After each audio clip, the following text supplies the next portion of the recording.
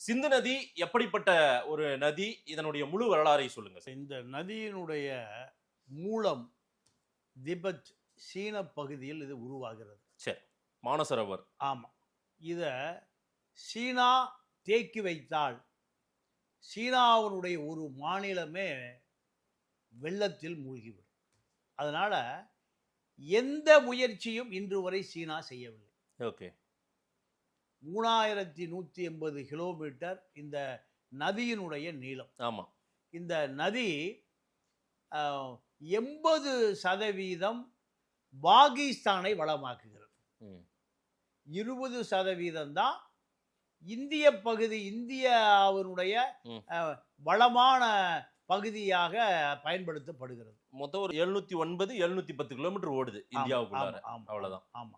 அப்போ பாகிஸ்தான் இருக்கக்கூடிய தொழிற்சாலைகள் நம்பி இயங்குவதே இந்த சிந்து நதியை ஒட்டித்தான். சரி.